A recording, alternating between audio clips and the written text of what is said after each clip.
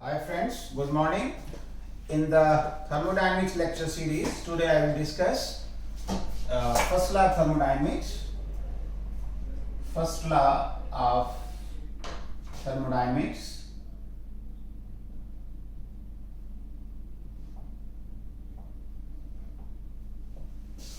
We all know that first law of thermodynamics is the law of conservation of energy.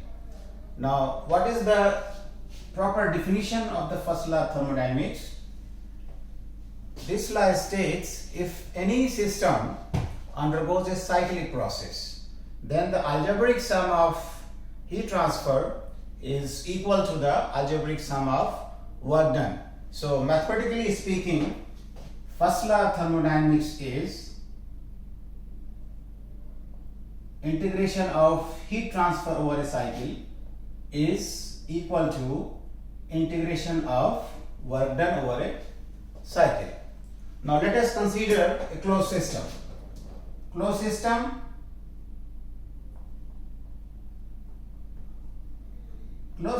we know that it's a closed system and a specified mass is there inside the system boundary. This is system boundary, and this system is undergoing a cyclic process. In this, mass is fixed, only energy interaction is taking place at the system boundary. Now let us consider one cyclic process, say from state 1 to 2 by path A, and then again back to state 1 by path B. So 1A to B1 constitutes a cyclic process. So for this cyclic process, this first law of thermodynamics statement is applicable. Now we split this cyclic integral into two parts, part 1 to 2 and 2 to 1. So how can we write? Now the circle part will disappear because now we are integrating part by part. So we write 1 to 2 by path A del Q plus 2 to 1 by path A del Q.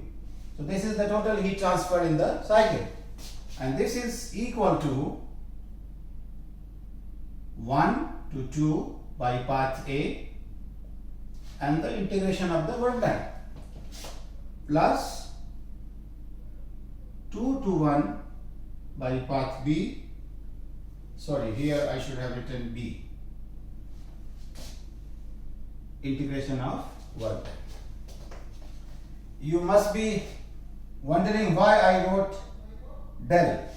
See, there are two letters used. Del is used for inexact differential or properties which are path function like heat and work, and D is used for exact differential like properties dP, dt, dV, like that.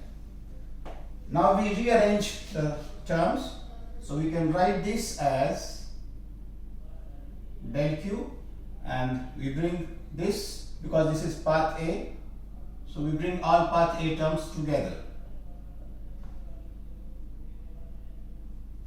and similarly we take this term this side. So we can write this as, with a minus sign, 2B1 del Q plus 2B1 del W. We just do the slight rearrangement, like we change the limits. So now we write 1 to 2, so minus sign disappears. So it's 1 to 2 by path B del Q, and here also we change the limits. So this plus becomes minus 1 to 2B del W. So what we can see,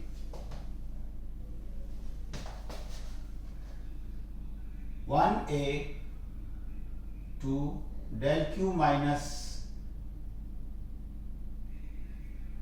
del W is equal to 1 to 2 by path B del Q minus del W.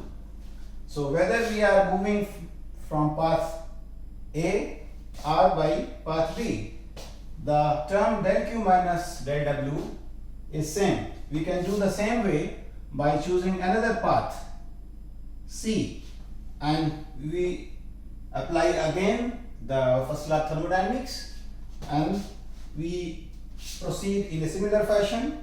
So we will get 1 C to 2 del Q minus del E. So what does this mean? This says if state 1 and 2 are fixed, whether we choose path A or path B or path C, the quantity del Q minus del W is constant, and this is the definition of property, that property is not a path function, so it is path independent. So that means we have proved very important point, that del Q minus del W is something which is a property, and we call this property energy, and we write this expression as dE, where E is energy and energy is property. Now this is the differential form of first law of thermodynamics.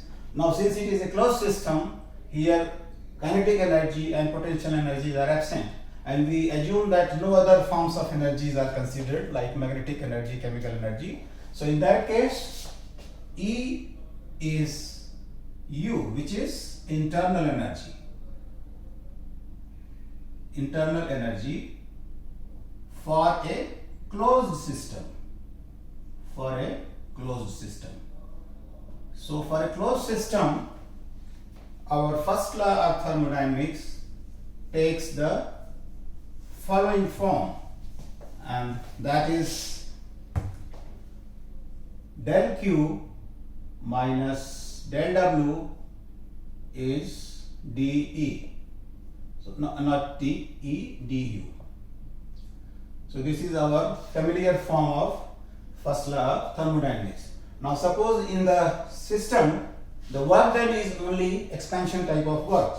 So that means del W is P dV. So from here we can write del Q is equal to du plus P dV. So this is the differential form of first law of thermodynamics. In the next lecture we will discuss applications of this equation for different types of processes. Thank you.